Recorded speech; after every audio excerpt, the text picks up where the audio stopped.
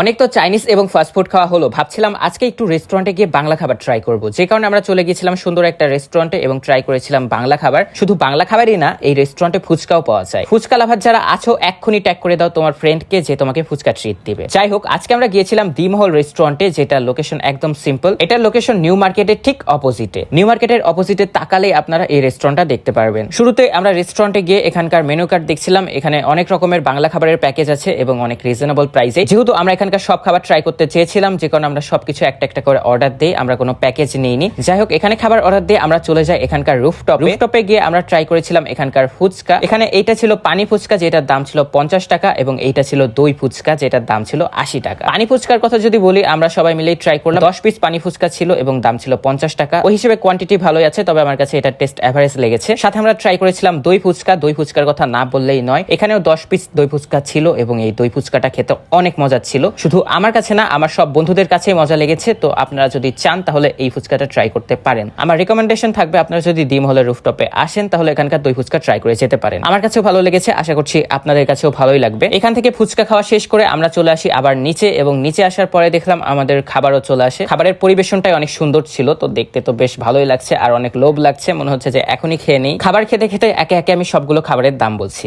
খাওয়ার সময় যদি এতগুলো অপশন থাকে তাহলে তো কনফিউজড হয়ে যাব যে কোনটা দিয়ে খাওয়া শুরু করব। এরপরে ভাবলাম ঠিক আছে, আমি ডাল দিয়ে খাওয়া শুরু করি। এখানে যে ভাত ছিল, ভাতের দাম ছিল 30 টাকা এবং ডালের দাম ছিল 25 টাকা। শুরুতে একটু ডাল ঢেলে নেই, এরপর ডালের সাথে ভাত মাখিয়ে খেলাম। আমার কাছে বেশ ভালোই লাগলো, ডালটা ঘন ছিল, ভালোই লাগছিল খেতে। এরপরে আমি ট্রাই করি এখানকার সবজি। বাসায় থাকলে আমি সবজি খাই না, তবে আজকে রেস্টুরেন্টে বসে সবজি খাচ্ছি। আম্মু যদি এই ভিডিওটা দেখে এখন আমাকে জোর করে সবজি খাওয়াবে। যাই হোক, সবজি খেতে কিন্তু মজাই লাগছিল। সবজি দিয়ে খেতে খেতে চোখ পড়লো আমার ভর্তার দিকে। যেহেতু এখানে ভর্তা আছে, তো ভর্তা ট্রাই করে দেখি। এটা ছিল আলু ভর্তা। আলু ভর্তা দিয়ে ভাত খেতে বেশ মজা লাগছিল। এরপরে চোখ গেল ইলিশের লেজ ভর্তাতে। প্লেটে অল্প একটু ইলিশের লেজ ভর্তা নিয়ে ভাত দিয়ে মাখিয়ে খেলাম। ইলিশ ভর্তাটা এত মজা ছিল। বাই দ্য ওয়ে, ইলিশ ভর্তার দাম ছিল 45 টাকা। যারা ইলিশ খায় না তাদের কাছে এই ভর্তাটা অনেক ভালো লাগবে। আমার বন্ধু ইলিশ মাছ খায় না, তবে ওকে যখন খাওয়ানো হলো ও বিশ্বাসই করতে পারছিল না যে এটা ইলিশের লেজ ভর্তা। যাই হোক, এরপরে আমি নিয়ে নিই কালাভুনা। এখানে 3 পিস কালাভুনা ছিল, ঠিক এরকম সাইজের 3টা কালাভুনা ছিল এবং 3টা কালাভুনার দাম ছিল 100 টাকা। আপনারা চাইলে এর থেকে কম অথবা এর থেকে বেশিও নিতে পারবেন, সেটা তাদের মেনু কার্ড দেখলেই বুঝতে পারবেন। কালাভুনার টেস্টের কথা যদি বলি, এটা ভালোই ছিল এবং গোস্তটাও অনেক নরম ছিল। ওভারঅল আমার কাছে তো ভালো লেগেছে, তবে আপনারা যদি এই কালাভুনাতে সিটি হাট বা নৌহাটার টেস্ট খুঁজতে চান তাহলে সেটা পাবেন না, তবে এটাকে খারাপ বলতে পারবেন না। কালাভুনা খেয়ে এরপরে ভাবলাম একটু মুরগি ভুনাটাও ট্রাই করে দেখি। এখানে 3 পিস মুরগি ভুনা ছিল এবং এটার দাম ছিল 80 টাকা। মুরগিটা খাওয়ার সময় মনে পড়লো একটু লেবু চিপে নেই। এরপরে আমি মুরগিটা ট্রাই করলাম। মুরগি ভুনার কথা যদি বলি,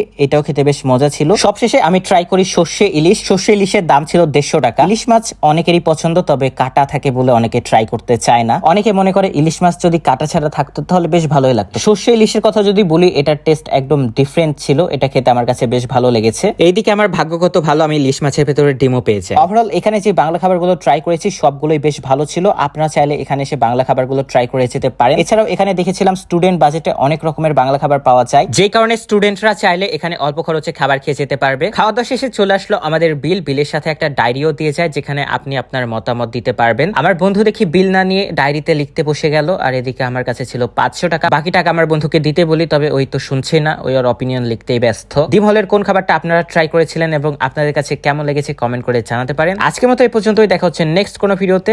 বাই।